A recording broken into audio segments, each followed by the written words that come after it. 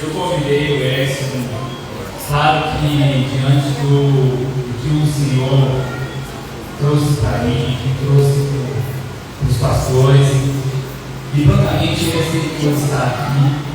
Fico muito feliz da sua família também estar aqui. Glória a Deus!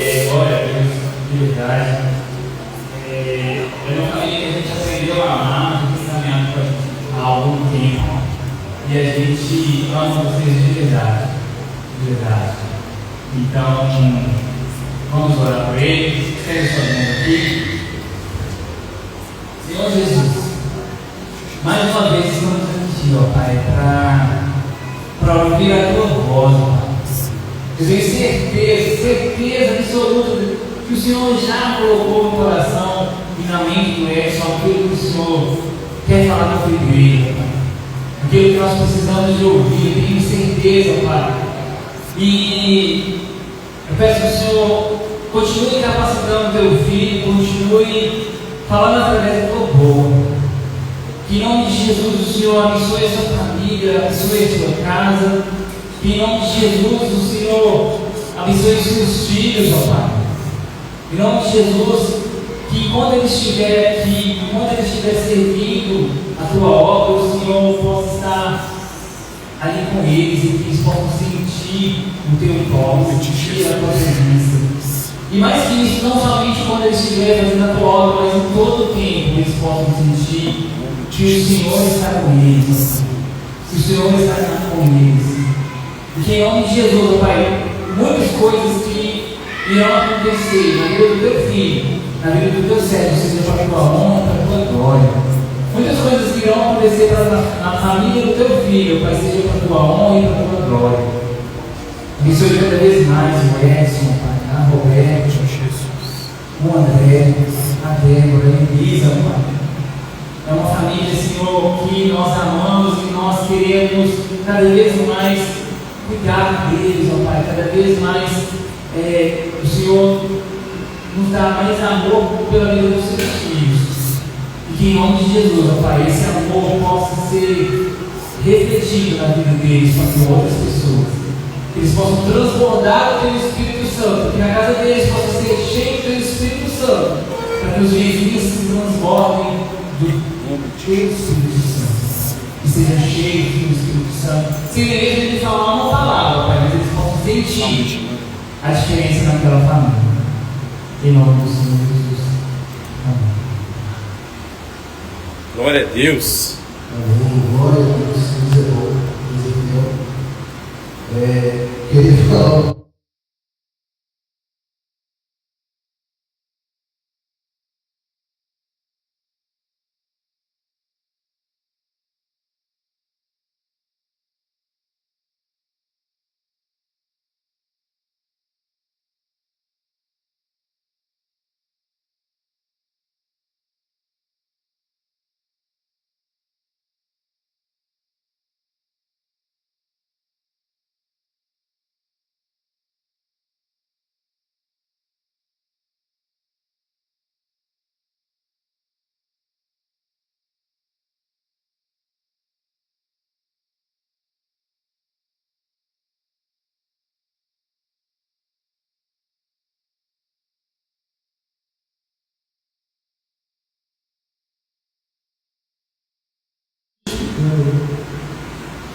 Romanos 3:23. Pois todos pecaram, estão destituídos da glória de Deus. Olha que legal. Pois todos pecaram, tanto batistas, como assembleanos, como agnósticos, como ateus, como metodistas, todos nós pecamos, sendo justificados gratuitamente por sua graça, por meio da redenção que há em Cristo Jesus. Deus o ofereceu como sacrifício para a expiação pelo seu sangue, para ser recebido pela fé, de forma que mostrasse sua justiça. Isto porque na sua tolerância deixou de cobrir os pecados anteriormente cometidos. Mas todavia no presente século Deus demonstrou a sua justiça, a fim de ser justo e justificador daquele que tem fé em Deus.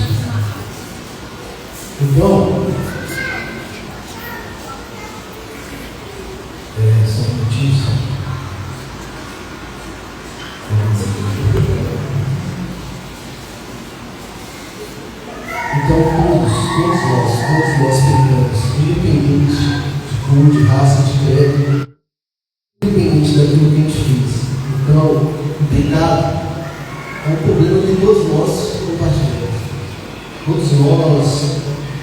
vivemos.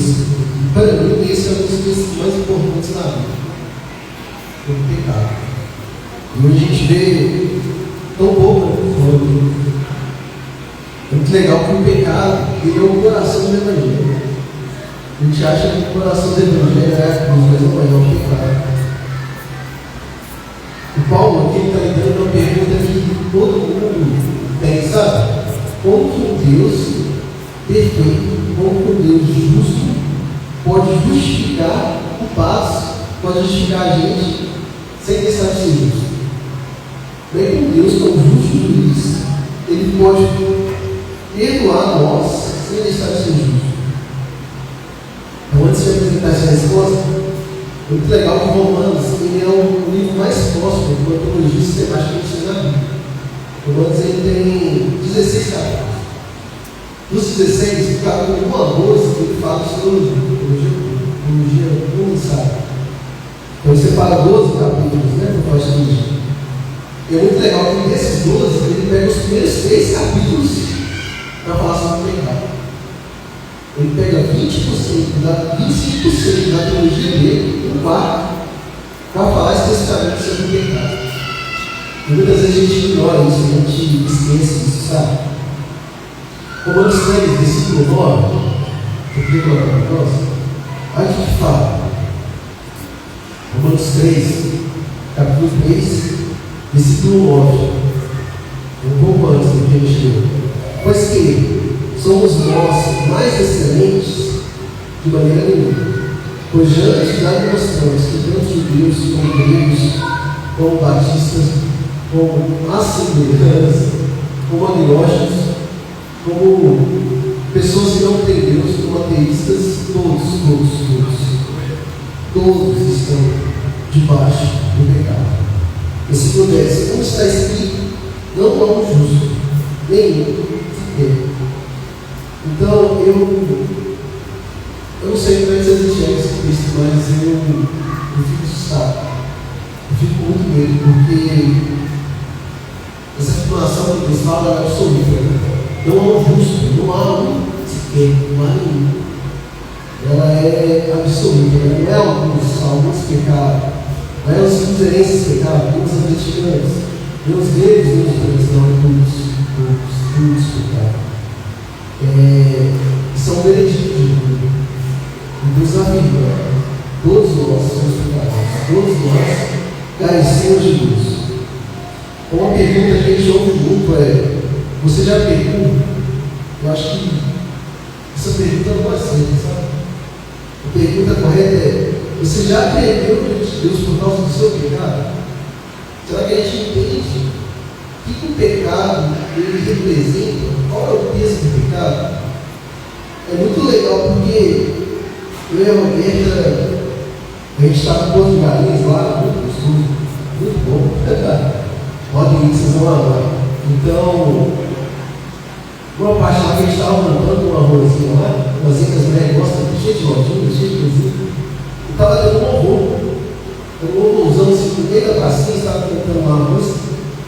E todo mundo cantando louvor, cara. Todo mundo, a pracinha inteira cantando louvor. Aí você fala assim: mas que estranho. É muito. Tem gente que fala assim: nossa, que Deus está agindo, Deus está operando, Deus está trabalhando. Só que nessa multidão, você tinha gente fumando, tinha gente bebendo, tinha gente usando droga, e estava lá cantando. Estava lá cantando louvor, achando que estava tudo bem, que nosso Deus é um Deus de amor, que nosso Deus é um Deus de perdão, sabe? Então a gente está vivendo um tempo, cara, que o pecado foi banalizado. A gente não fala mais de pecado, a gente não entende mais o peso do pecado, a gente fala de Deus sem falar da sua santidade. Hoje é muito fácil falar de Deus. Hoje todo mundo fala de Deus, mas não fala da santidade de Deus, sabe? A gente fala do amor de Deus sem falar da justiça de Deus. Olha aqui do lado. Tem muitas vezes que nós pregamos a graça de Deus e nós não falamos de arrependimento. Então nós falamos de Deus, falamos do seu amor, mas não falamos da sua justiça, não falamos que nós precisamos nos arrepender, nós precisamos nos voltar para Deus, sabe? Então a gente vive hoje no mundo que ele ama o pecado. pecado. O pecado hoje ele é promovido, o pecado hoje ele é celebrado. Né? A gente vê isso, infelizmente, no Brasil. O pecado hoje ele é claro. A gente pega o carnaval, a gente Deus é pecado, a mulher dá sem lua, a música que fala palavrão, fala matar, mudar, tá tudo bem. Isso é um mundo que a gente vive, sabe? E por isso que quando a Bíblia fala que todos pecaram, todos, isso não produz mais temor em nós. A gente acha assim, eu pequei, tudo bem, Deus perdoa, Deus é bom, Deus é maravilhoso. E a gente não entende o peso do pecado, sabe? A gente não entende o que o pecado faz, o que o pecado é. Então, a nossa vida, sabe, a nossa realidade hoje, o fato de pecar, gera mais temor em nós, sabe? E por que isso acontece? Eu acho que é porque a gente não sabe quem Deus é. Eu tenho minha dúvida, eu acho que nós esquecemos quem Deus é. A gente fala só de uma face de Deus, né? Só de um lado de Deus. Então, o problema do homem não é o que ele faz, né? Mas quem ele é, quem nós somos. Né?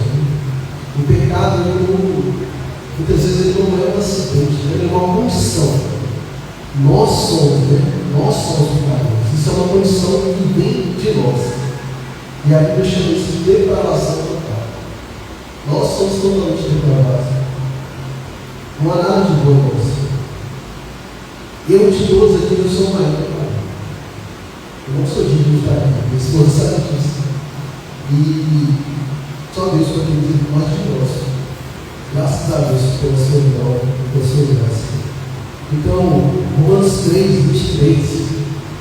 Podia voltar para nós lá, Chico, por favor?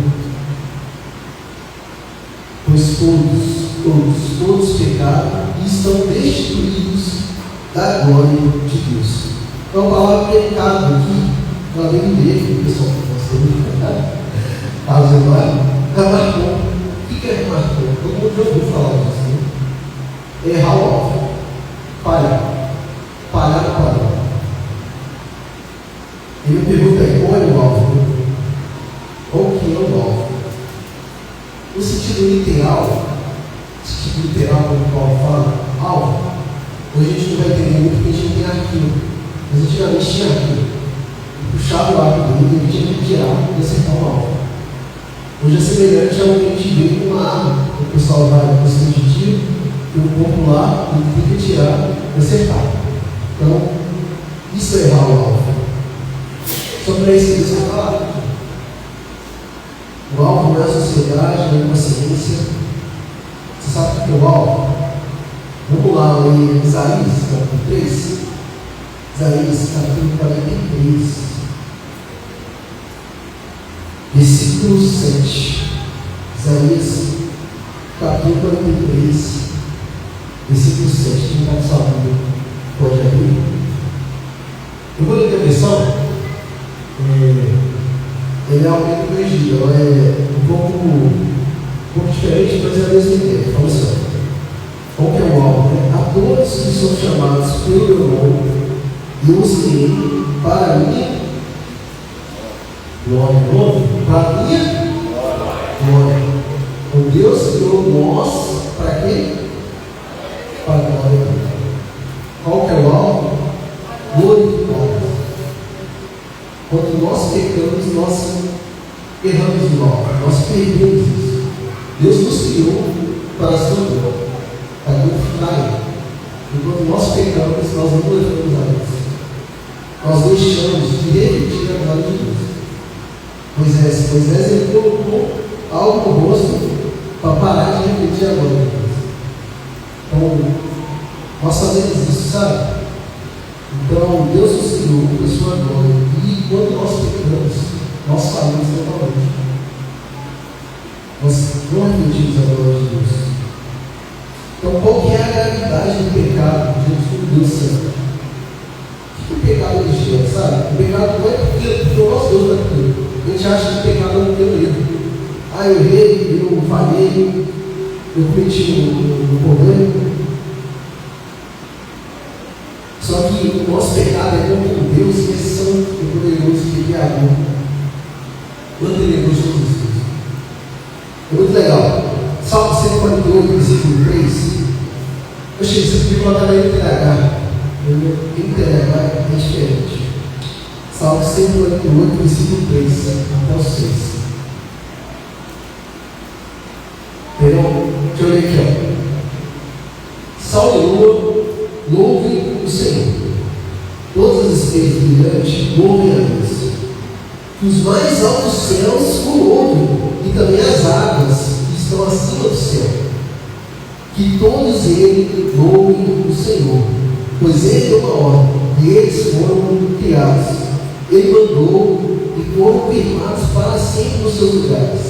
Eles não podem desobedecer. Esse não pode desobedecer aqui não é no sentido de escolha, é no sentido de que eles de fato obedecem à voz de Deus, porque Ele é o Criador e é o mantenedor de todas as coisas.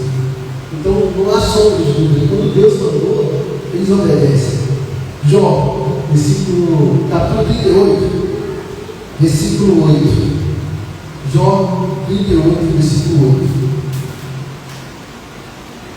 Livro de Jó, capítulo 38, versículo 8. Fala assim: ou quem encerrou o mar com os portões e quem rompeu o vento, quando eu pus as nuvens por vestimento e escuridão por fraldas, isso é Deus falando. Quando eu tracei limites e me pus terrores e portas, Deus falando com o mar, e disse: até aqui pode chegar, deste ponto você não vai passar, até aqui se quebrará o orgulho das suas ondas. Olha que legal. Então Deus ele dá uma ordem para o mar, ele cria o mar e fala assim: mano, até aqui você vai andar, até aqui você vai passar. Você sabe o que aconteceu? Mal obedeceu. Deus criou o mar, vai ser até aqui, o mal obedeceu. As estrelas obedeceram. Então, toda criança, tudo que Deus fez, obedece a Deus. Tudo que Deus fez, Deus ele dá uma ordem, e essa ordem é cumprida, ela é executada, porque Ele é o Criador. Ele é um Deus santo, Ele é um Deus puro. Deus ele fala para as estrelas e elas obedecem. Fala para os mares, ó, vocês vão parar aqui, e eles obedecem. Deus ele fala para a montanha, sabe o que a montanha faz? As estrelas. Deus fala para o vale, você vai fazer isso, já baixa. Aí Deus ele chega e fala para o homem, sabe o que o homem fala? Não. O homem chega e fala: não, vem cá, venha, me segue. Não quero. Vem cá, me obedece, aqui está os meus mandamentos, eu quero que você segue. Não quero. A nossa resposta para Deus é não. Toda a criação, tudo que Deus fez, tudo que Deus criou, obedece à voz de Deus. E nós não. Então esse é o controle do pecado. O pecado é horrível, não por causa do pecado em si, mas por causa que a gente peca contra o Deus Criador, contra o Deus bom, contra o Deus Santo, poderoso. Então, qual é o problema do pecado? Não é pelo pecado em si, mas contra quem ele é cometido. Nós pecamos contra Deus, né? E esse não é só desobediência. É só, não vou fazer, eu quero, não. É rebelião. É uma rebelião contra Deus e é infinitamente digno de toda a honra e toda a glória. Um Deus que criou tudo, inclusive nós. Então, por isso o pecado não é só algo que nós fazemos, né? Não é só aquele erro que a gente comete quando nós pecamos, né? Quando nós caímos, quando nós erramos. Né? O pecado é quem nós somos. O pecado é algo que está empenhado em nós, somos nós somos. Né? O pecado não é apenas quebrar regras, é revelar-se como Deus absolutamente santo, digno de todo obediência e glória. Aí você sabe o que vai acontecer? No dia do juízo, vai estar os anjos, vai estar toda a criação, todo mundo vai estar diante de Deus. Deus ele vai julgar a humanidade, Deus ele vai julgar o homem. E a criação vai falar: amém. O Senhor está certo, o Senhor está correto, o Senhor não. Porque toda a criação é uma missão. Se nós deliberadamente dizemos não, nós revelamos o Senhor. Então, qual que é a natureza do pecado? A nossa declaração é total, vocês lembram, né? Qual que é a profundidade do pecado em nossa vida? Por que nós somos assim? Por que a gente pega tanto assim? Por que a gente perdeu tanto eixo, gente? Por que nós somos assim? Então, nós somos moralmente corruptos, né? O pecado eu queria ler Gênesis, capítulo 6. Livro de Gênesis, capítulo 6, versículo 5. Deus ele fala uma passagem que é muito triste, é muito pesada. Gênesis capítulo 6, versículo 5. E viu Deus que a bondade das pessoas havia se multiplicado na terra, e que todo desígnio, essa palavra é importante, que todo desígnio do coração deles era continuamente mal. O que é desígnio? Em hebraico é esse, significa inclinação, impulso, estrutura do coração, é algo que está dentro de nós, tá? É algo que é interno. O problema do pecado, a gente acha que o pecado é algo extremo. A gente acha que é coisas extremas que nós fazemos que é o pecado. Né? Pecado é muito mais profundo. Pecado é algo interno, é algo muito lógico, sabe? E sabe qual que é o mais louco? Que depois disso Deus é muito dilúvio. Deus manda dilúvio e toda a terra é barrida. Todos os homens são barridos da terra. Deus destrói. Só fica na hora, tá?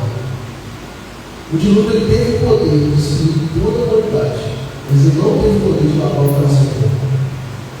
É muito pesado. O dilúvio destruiu toda a humanidade, varreu todos os homens da terra, mas ele não conseguiu limpar o nosso coração. Ele não conseguiu lavar o nosso filho. Então, o nosso problema é muito sério, sabe? O pecado que nós cometemos, ele não é aprendido, ele é errado. Nós nascemos com ele, o salmista fala isso, né? Então, no capítulo 8, que está com a Bíblia aberta, uma página depois, ou duas páginas, versículo 21. Gênesis 8, versículo 21. É quando eles saem da, quando Noé e seus filhos, né, sua família, saem da.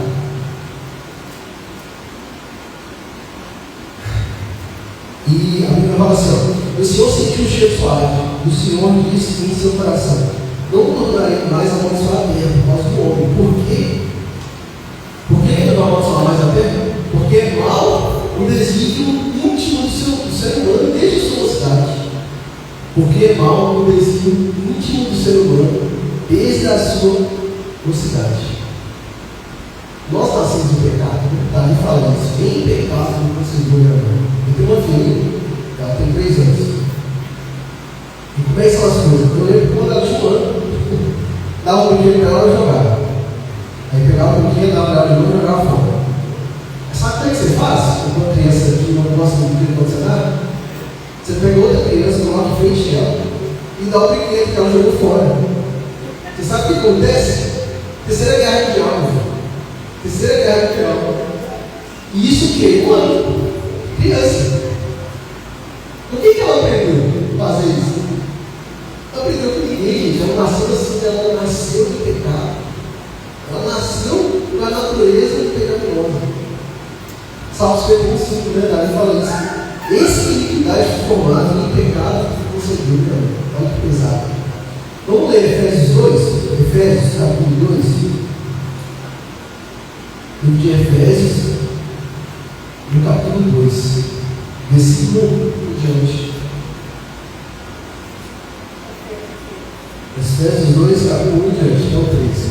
Lhes deu vida onde vocês estavam mortos em suas transgressões e pecados, os quais vocês andaram segundo o curso desse mundo, segundo o príncipe da potestade do ar, do espírito que agora como os filhos da desobediência.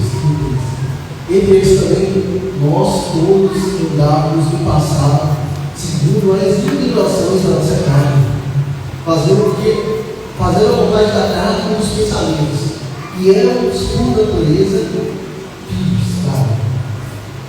Nós éramos filhos da carne, como também os pais.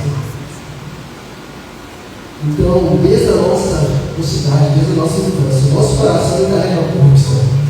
E qual que é a realidade do nosso coração? Tem gente que fala que essa pessoa tem um coração bom, essa pessoa é boa, porque ela tem um coração muito bom. O que a Bíblia fala do nosso coração? Jeremias 17, versículo 9. Um recado sobre a condução do nosso coração. Jeremias 17, 9. Enganoso é o coração, mais que todas as coisas, e desesperadamente puro. É o nosso coração. Nosso coração é santo.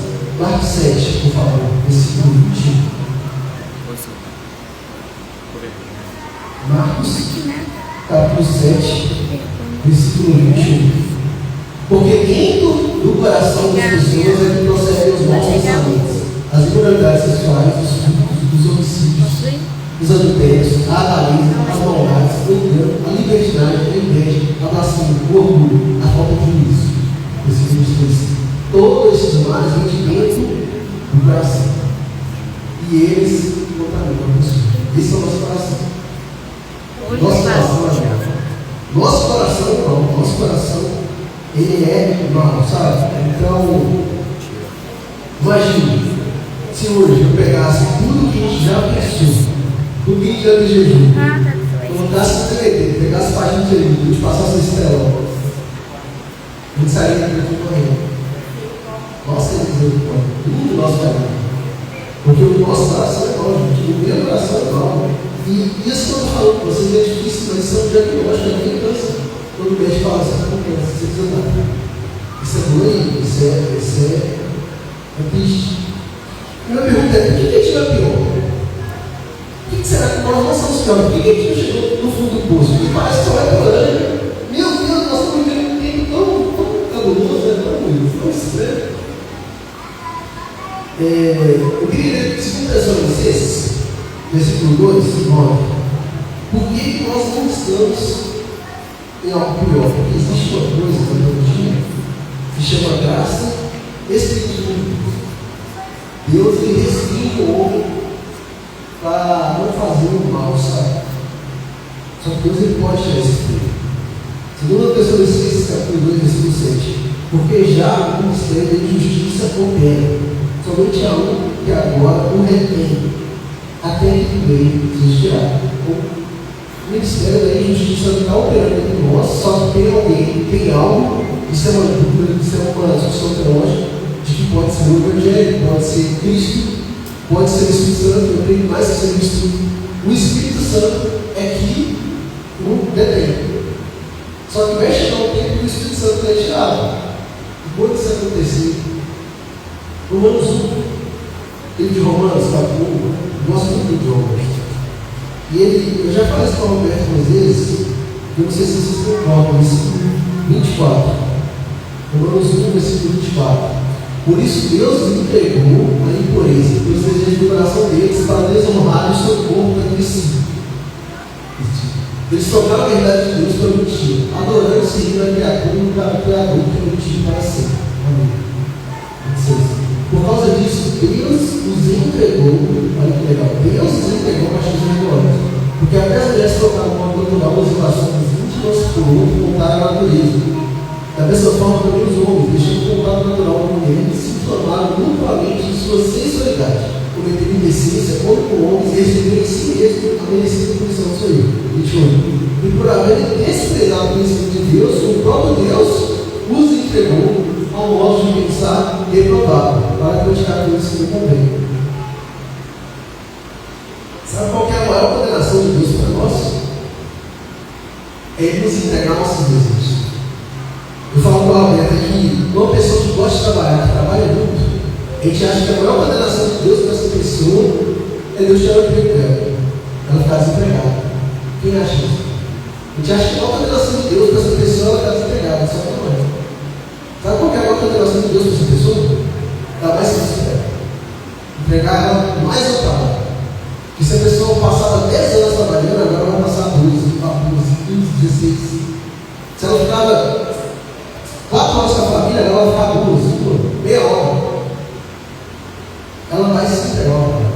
Essa é a maior condenação de Deus. Às vezes você acha que a maior condenação de Deus é te dar um negócio a mais, às vezes.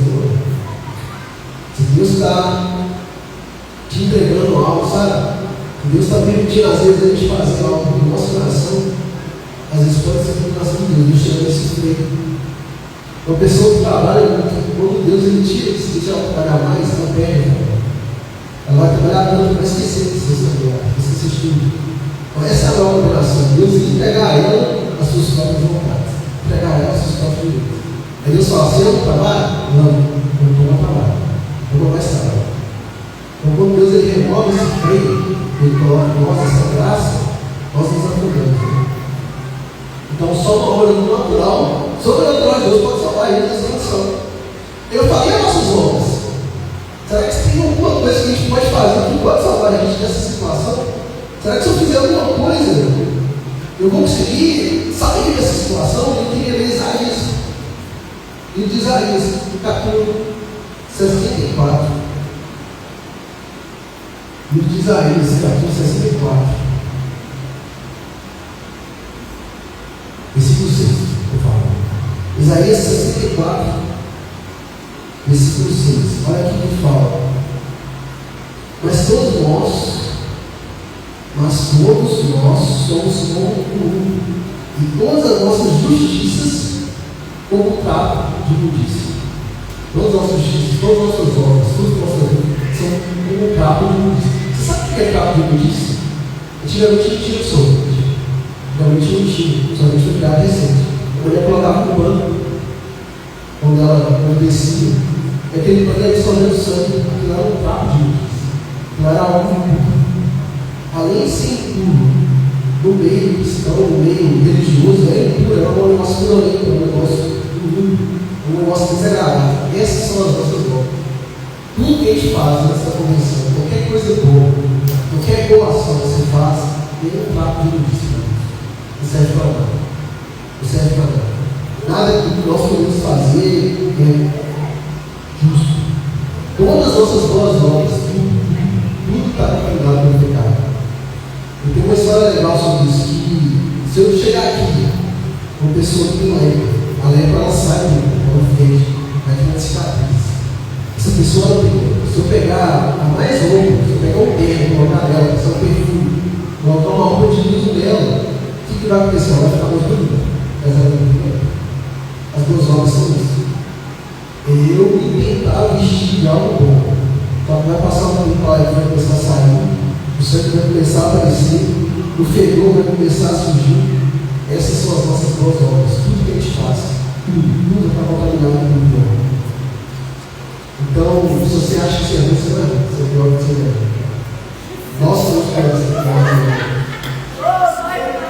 Porém, mais amado do que nós conhecemos. Glória a Deus. Então, a molerecia que eu uso hoje é: não, essa pessoa é boa, ela tem um coração bom. Essa pessoa vai precisar que ela é boa, ela faz bem. Não vai. Então o coração dela é mau. Qual que é o nosso problema? O nosso problema é achar que quando eu faço algo, eu estou fazendo algo bom e me comparo com o outro. Então assim, qual a pessoa não faz, eu estou fazendo, eu não observo, porque você sabe, porque ninguém está pregando, eu estou pregando. Ninguém está dando isso, eu estou dando. Ninguém está fazendo isso, eu estou fazendo. Eu observo só como é. O problema nosso é que a gente acha que a nossa comparação tem que ser com o outro, e não é. Sabe qual é o nosso padrão? Deus. Nós precisamos nos comparar com Deus, não com o outro. Então Deus ele é a perfeição do Senhor. Imagine se Deus ele cobrasse para entrar no céu, ele cobra perfeição desde o nascimento até a morte. Quem de nós está errado? Um de nós está errado, sabe? Então esse é o pecado, sabe? Só a cruz pode salvar. Vai ser todo legal, ela mostra tudo que nós sabemos. Porque é algo que sai do nosso interior, é algo que sai do coração. Então, eu posso fazer boas obras, mas eu continuo pecador, coberto de boas obras. Eu continuo pecador. Então, eu não posso olhar, eu não posso falar que o padrão é uma pessoa. Eu ouvi uma frase, eu acho que é: Jesus ele não é um modelo sugerido. Deus não sugeriu um modelo. Jesus ele é um padrão que existe. Ele é um padrão que Deus existe. Não há nenhum justo, eu não sei. Aí eu falo: e assim, e a lei? Se boas obras não podem me salvar, e a lei de Deus? Será que a lei pode fazer alguma coisa? Eu queria ler Romanos 3 de novo. Eu gosto de Romanos, né, gente? Versículo 19. Primeiro texto que a gente leu, Romanos, capítulo 3, versículo 19. Olha o que a Bíblia fala sobre a lei. Ora, nós sabemos que tudo que a lei diz, aos que estão debaixo da lei diz, para que toda a boca esteja fechada. Então, o propósito da lei é calar a nossa boca de Deus. Todos nós vamos chegar diante de Deus calados, vamos calar. A lei veio para mostrar isso, sabe? A lei ela fala assim: Jesus, qualquer um olhar para o meio, para essa cura de já quebrou.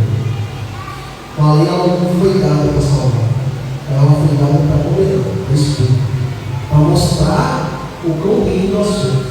Ela é um espelho que nós levantamos e enxergamos a nós mesmos. Pecadores, fácil, precisamos de falar. Então ela fecha todos os caminhos. É o que resta de nós. Deus tem misericórdia de mim. Porque eu habito no povo de Deus lados.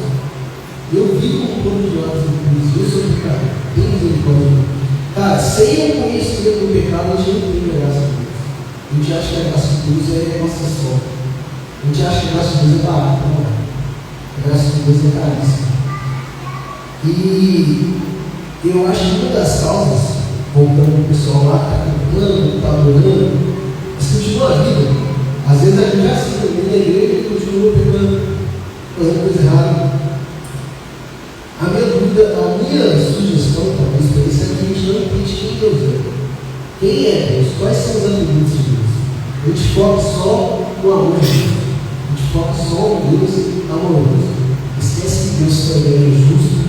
E Deus também se vira, onde Deus pode virar, Rafael falou de Deus sobre a vida. Então eu queria ler Salmos, é um texto que a gente vê pouco falar, pouco ler na Bíblia, pouco comentado, quando a gente faz célula, quando a gente comenta. A gente já leu ele algumas vezes, Salmos capítulo 5, versículo 4, é um texto pesado. Se quiser, pode tocar na frente, 5, 4. Olha que legal, porque muito bom é o Deus que tem o prazer da iniquidade, nem contigo habitará o mal. Os outros não pararão para a vista. Odeias. Olha que pesado. Nosso Deus é um Deus que odeia. Quem já ouviu falar disso?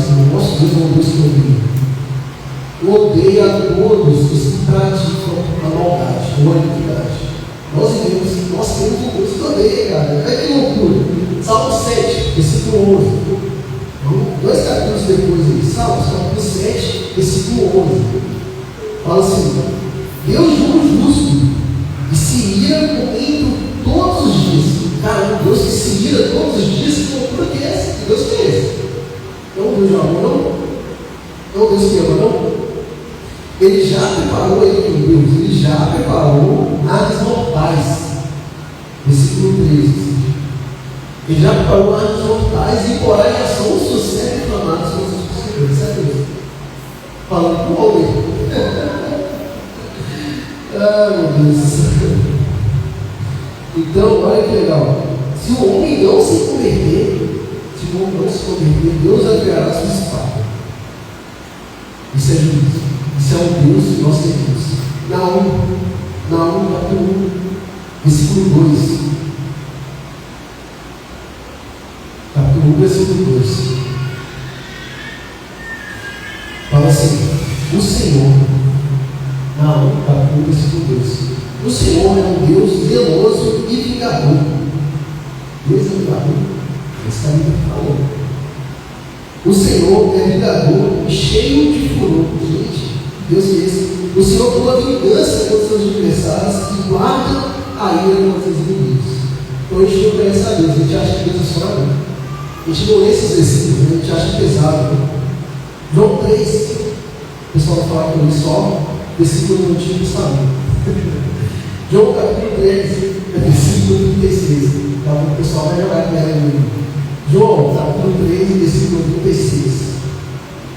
Olha o que a Bíblia fala. Aquele que crê no Filho tem a vida eterna. Aleluia. Não pode dizer glória a Deus. Mas aquele que não crê no Filho não terá a vida. Mas a ira de Deus sobre ele permanece. Então eu tenho uma boa notícia para te dar hoje. Se você não está em Jesus, cara, a ira de Deus vai sobre você. A ira de Deus vai te pegar. Isso está errado, isso é aborrece todo dia.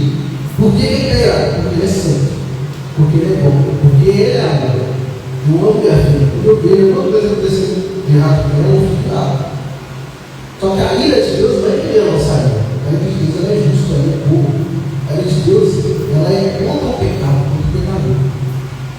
Não sei se vocês já ouviram falar, eu já falei isso várias vezes. O nosso Deus é um Deus que ama o pecador. Foi isso que a gente deu hoje à noite. A Bíblia fala que Deus ele odeia todo pratica de verdade. E a gente fala que Deus é. Por quê? Porque Deus ele é santo, Deus ele é puro, Deus ele é perfeitamente justo. E nós brigamos com o pecado, a gente acha que está tudo bem. A gente acha que se orar, Deus perdoa e está ok. Sabe o que acontece? Deus ele está doido para derramar a nossa alma. Ele está com uma mão aqui, ó. Só que a outra mão dele está segurando a gente. Ele está chamando a gente. Vem para mim. Se converte, creia no Evangelho, creia. E está segurando a gente. Só que um dia, nessa hora, ela vai ser tirada. E nesse dia, nós vamos chorar. Então, qual que é o grande dilema do Evangelho? Qual que é a maior dúvida minha, e não sei se é a sua?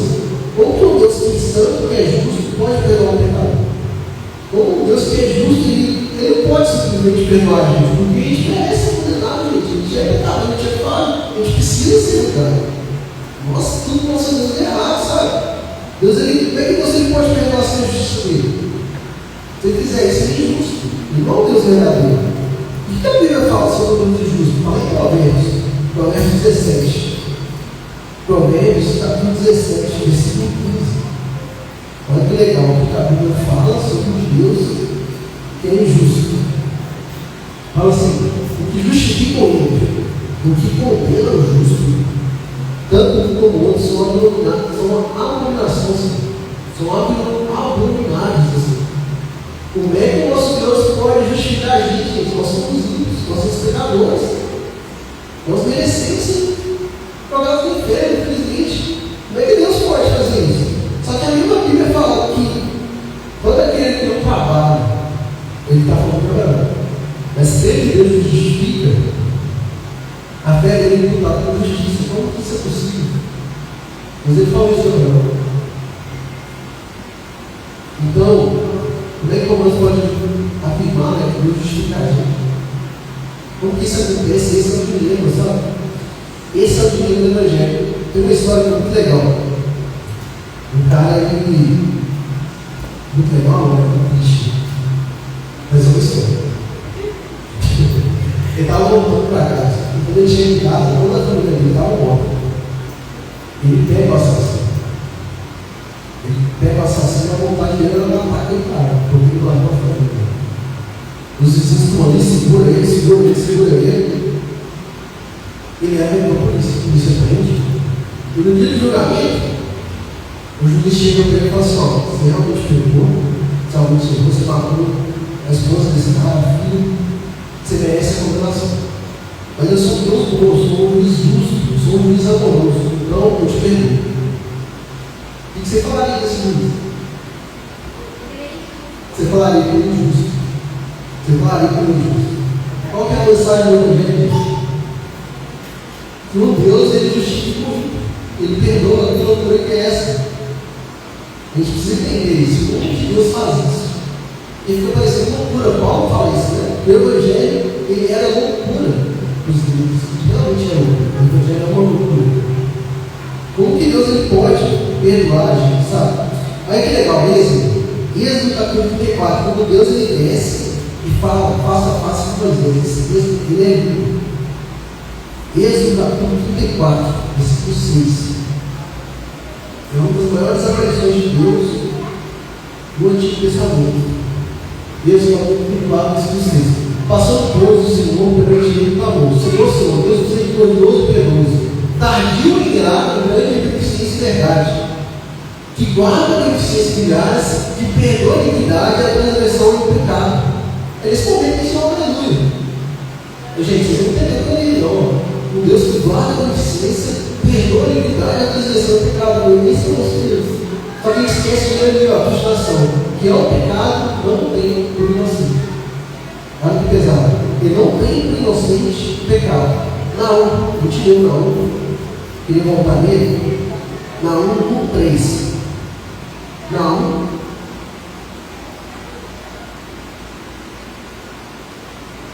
O Senhor é tardio em irar, mas grande em poder. Olha o que ele fala: que é o culpado, não tem por inocente. Então o nosso Deus ele precisa julgar o pecado, ele precisa julgar isso. Porque se ele não julgar, ele não é um Deus justo, ele não é um Deus bom. E o que a Bíblia fala? Perdoado, o homem cuja iniquidade é perdoada, cuja transgressão é perdoada, não é salvo. Então, isso não é uma pergunta teológica, isso é um dilema. Isso é um dilema que a gente tem. Deus não pode salvar com a sua justiça. Ele precisa ser justo. A gente precisa entender como é que Deus ele faz isso. Porque se ele não ser justo, ele não é justo. Ele não pode ser justo. E ele é Deus. Ele é amor. Ele é justiça. Então, eu queria falar com ele. Eu queria responder essa pergunta. Eu estou acabando, gente. Vocês estão quase dormindo.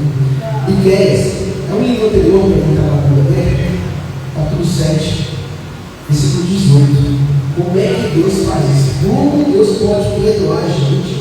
Mesmo a gente sendo tão pecador, tão falho, tão ignorante, mesmo assim ser justo. Fala aí, Miqueias. Olha que legal. Quem é Deus semelhante que perdoa a iniquidade, que passa por cima da rebelião, restante de esperança, ele não retém sua liberação.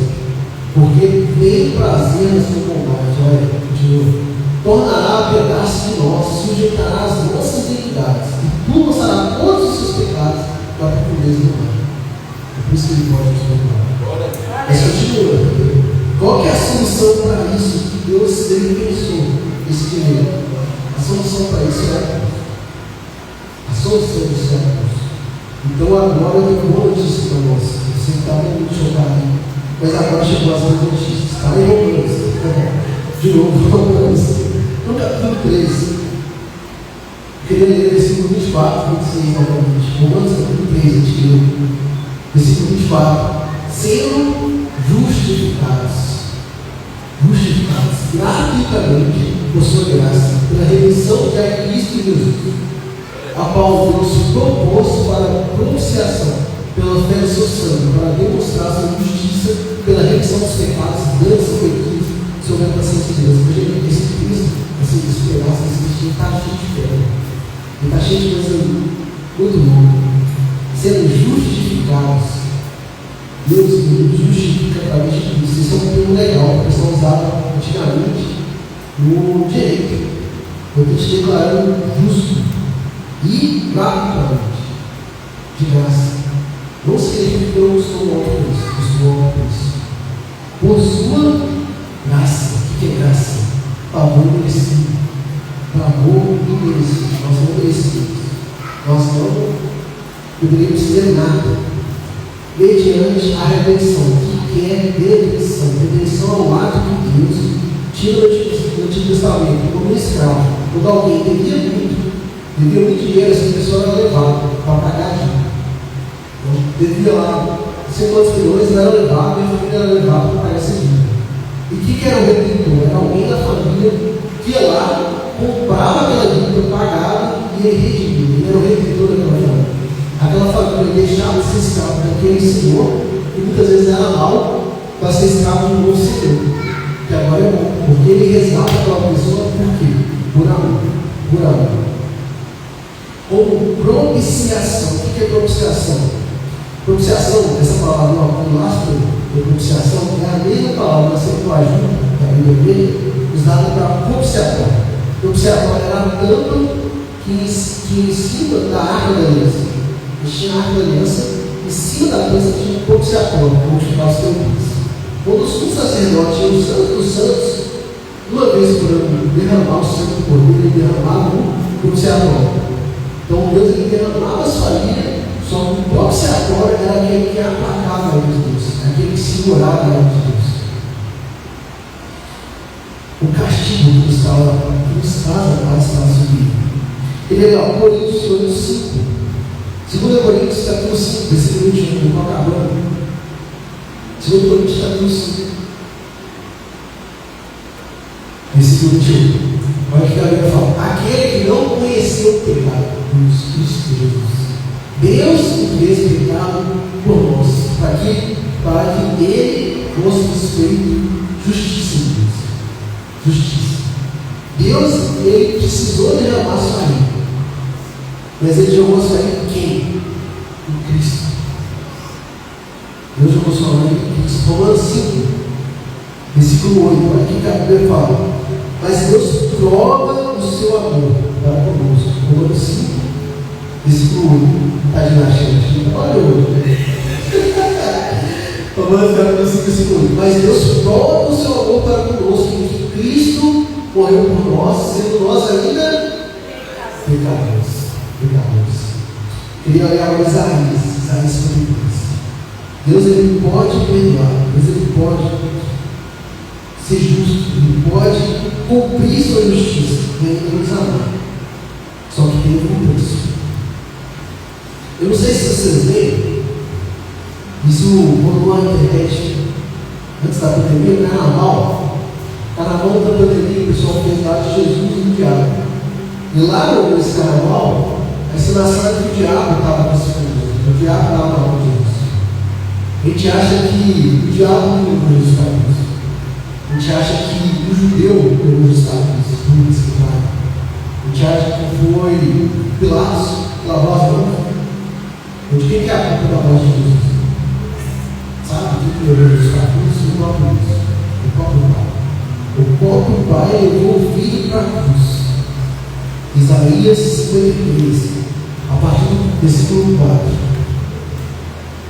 Isaías capítulo 54. Verdadeiramente, Ele tomou sobre si as nossas enfermidades e as nossas dores levou sobre si. E nós o reputávamos por ferido de Deus e oprimido. Mas Ele foi ferido por nossas transgressões. Ele foi moído, inclusive dele. Mente maior, ele foi moído por causa de nossas iniquidades. O castigo que nos traz a paz estava sobre ele. E pelas suas pisaduras nós fomos sarados. Todos nós andávamos desgarrados como ovelhas, cada um se desviava pelo seu caminho. Mas o Senhor, Deus, o próprio Pai, fez cair sobre ele a iniquidade de todos nós. Ele foi oprimido, ele foi afligido, mas ele não abriu a boca. Como cordeiro, ele foi levado ao matador. E como ovelha, perante os castigadores. Assim ele não abriu sua boca. Da opressão e do juízo ele foi tirado. E quem contará o tempo da sua vida? Porque ele foi cortado da terra, diz o Deus, pela transgressão do mundo. Ele foi atingido. Pela transgressão do mundo. E puseram a sepultura dos ímpios. E morrido na sua morte. Ainda que nunca cometeu injustiça, nem houve engano na sua boca. Todavia, ao Senhor, a Deus, o Senhor, Deus, o Pai, Deus agradou com ele, fazendo enfermar. Quando sua alma se puser por expiação do pecado, terá a sua prosperidade, prolongará seus dias, e o bom prazer do Senhor prosperará na sua mão. E ele, Jesus, ficarei o fruto do seu trabalho, da sua alma, e ficará satisfeito. Com o seu crescimento, Deus, Senhor, justo, justificará muitos. Nessa hora será na lista. Porque as iniquidades dele levará suficiente. Jesus perdoou. Por isso, lhe darei parte de muitos, e como os poderosos repartirão com os filhos. Porquanto derramou sua alma na morte, e foi comprado com as transgressões. Mas ele levou sobre si o pecado de muitos, e intercedeu por essas transgressões. Por que Deus ele pode nos perdoar? Porque Deus ele pode fazer salvação para a gente, por causa de Jesus, por causa da cruz. A cruz é a resposta de Deus para nós. É através da cruz que Deus olha para a gente, pecador, fala. E fala assim: eu vou te alcançar todos os seus pecados em mim. Ele continua sendo justo. Ele continua sendo Deus bom. Ele pode nos perdoar. Ele pode nos amar. Por quê? Porque ele lançou Cristo. Ele lançou Jesus no mar da sua vida para nos resgatar, para nos salvar. Então aqui está o coração do meu Deus. Ser declarado justo diante de Deus. Nós somos declarados justos diante de Cristo. Foi de graça, gratuitamente. Essa foi a palavra de Deus. Por graça. Graça, só Deus aí. Favor merecido. E em Cristo, por meio da cruz. Então, na cruz, Deus manifesta a sua amor. A cruz é a maior prova do amor de Deus para a humanidade. A justiça de Deus é satisfeita, a ira de Deus é derramada, e a graça de Deus é liberada na cruz. Deus ele não ignorou o pecado, ele despejou a sua ira sobre o seu próprio filho. Deus ele puniu o nosso pecado em Cristo, da cruz de Cristo, e seu próprio filho. Então, agradou o Senhor com ele. Então, por isso, a gente consegue ler lá de novo, Romanos 3, versículo 26, Romanos capítulo 3, versículo 26, para a demonstração da sua justiça nesse tempo, para que ele seja justo e justificador daquele que crê em Jesus. Então, ele é muito justo e ele justifica só aqueles que têm fé em Deus, só aqueles que estão em Cristo. Romanos 8 fala: pois nenhuma condenação há para aqueles que estão em Cristo Jesus. Nenhuma condenação há para aqueles que estão em Cristo Jesus. Mas se você está aqui hoje, você não está em Cristo, a ira de Deus está sendo salva. A ira de Deus vai cair. Justiça, que nós não podíamos acreditar.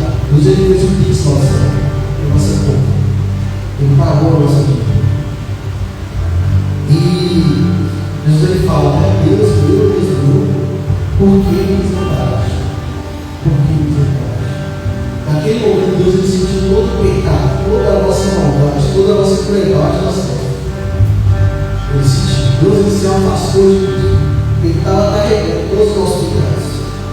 Então ele fala: é aqui está. Está consumado. O que é consumado? Paga. Totalmente paga. Integralmente paga. Paga por completo. Justiça satisfeita. Então, eu queria orar hoje, sabe? Se tem alguém aqui que ainda não conhece, ainda não está em Cristo, talvez você veja isso nessa noite e você não está em Cristo. E eu tenho uma notícia para te dar: se você não está em Cristo, a ira de Deus está sendo sua vida. E em algum momento, Deus ele vai tirar sua mão de misericórdia, vai sobrar aí uma pessoa sua vida. Então, eu queria orar pela sua vida. Tem alguém aqui hoje que está assim, que ainda não crê que Jesus é o Senhor, é o Salvador, é aquele que morreu por você em casa, que pagou o mundo por completo. Então eu queria continuar versículo 29, para finalizar de verdade. Antes 28. Concluímos, pois, que o homem é justificado pela fé, sem as obras da lei. Depois ele fala: onde está já pensa? Cadê a glória? Nossa, cadê o orgulho que deu mérito? É escrito do lado, porque não foi nada, a gente não fez nada. Foi isso. Queria orar e queria agradecer. Deus, obrigado, Senhor. Obrigado pela palavra, obrigado pela tua cruz. Obrigado, Jesus. Você nos salvou, Pai. Tu entregas a Deus, nos resgatou, o Senhor fez. Obrigado, Senhor Deus bom. Deus nos ajude, Deus, a te conhecer. Sua palavra fala que aquele que se orgulha nisso, em me conhecer, saber que eu sou o Senhor, Pai. Eles têm te orgulho para falar de carro, para falar de futebol, para falar de tantas coisas, Deus. Mas não sentir orgulho de conhecer o Senhor, saber que o Senhor é Deus, o Senhor é bom, o Senhor é santo, zeloso, poderoso. Deus nos salva, Pai. Perdoa os nossos pecados, Pai. Perdoa tudo aquilo que nós fazemos que desagrada ao Senhor. Nos ajude, Deus, a ser guiados, Deus, pela tua cruz, ser guiados pelos teus passos, Deus. Deus, em nome de Jesus, Pai, que você possa perdoar os nossos pecados, purificar as injustiças, nos lava com o teu sangue, Pai, com o precioso sangue, Deus, purificado. Que Deus pode diante dessas coisas. Se Deus é por nós, quem será contra nós? Aquele que não tomou o seu próprio filho, antes por todos nós o entregou, como não nos daria graçosamente com ele todas as coisas? Quem tentará acusação contra os eleitos de Deus é Deus que justifica. Quem os condenará? É Cristo Jesus